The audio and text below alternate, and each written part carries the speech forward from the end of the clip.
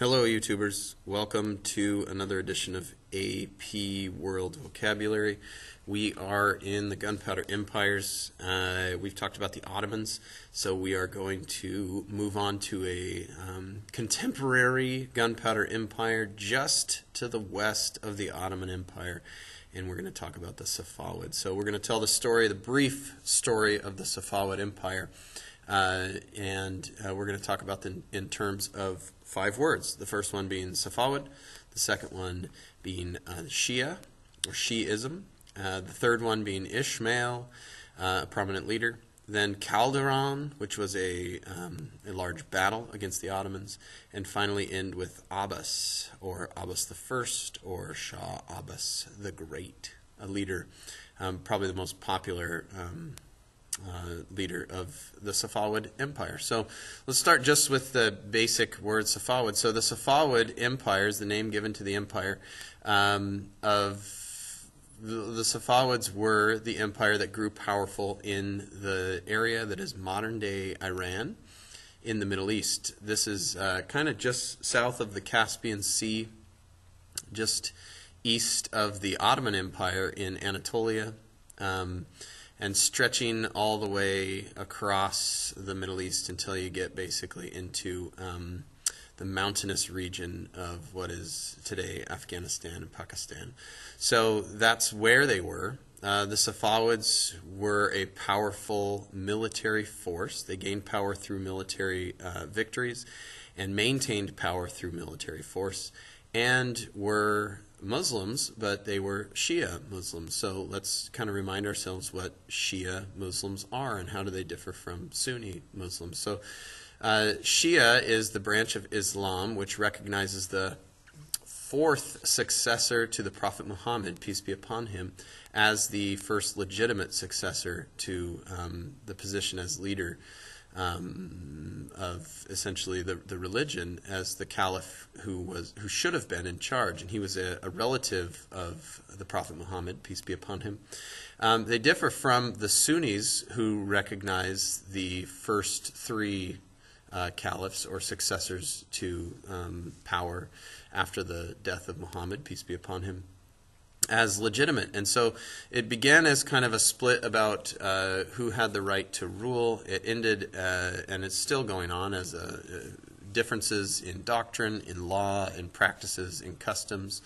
And so this bitterness that has emerged from the Sunni-Shia split has kind of fractioned Islam into these 2 categories. So unlike the Ottomans, who were Sunnis, the Safavids were Shia. And the Shia Muslims in the Safavid Empire were more concerned with purifying Islam and making Islam the dominant religion of the empire, whereas the Ottomans had slightly more religious tolerance and allowed other people to retain their religion for the most part.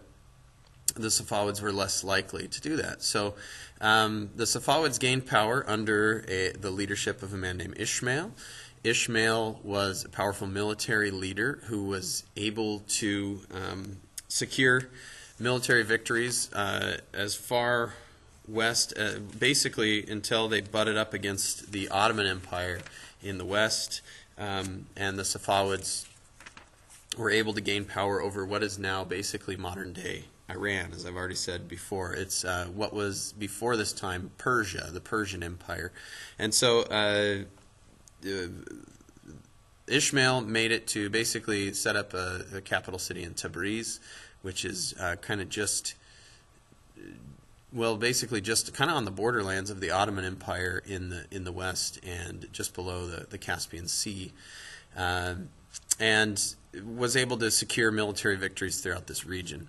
So the significance of Ismail was that the military power that the Safavids demonstrated in securing their borders was essentially what became the dominant form of political power at the time as well, was for the Safavids to use soldiers and even recruited soldiers from conquered areas to convert them into Shia Islam and be military leaders and reward them with land and use that loyalty in order to gain power. So One battle which was not victorious for the Safavids was Chaldiran. So Chaldiran was a battle against the Ottomans in which the Safavids were beaten. And this kind of secured Ottoman dominance in the Middle East and stopped the Safavid spread to the west, which kept them from growing much larger of an empire.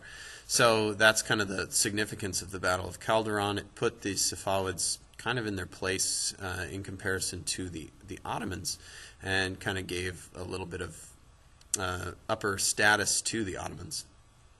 Now, the Safavids still survived for years after the defeat at Chaldiran, and largely due to the able leadership and political maneuvering of Abbas, Shah Abbas, or Abbas the Great. Abbas was a leader of the Safavids who essentially was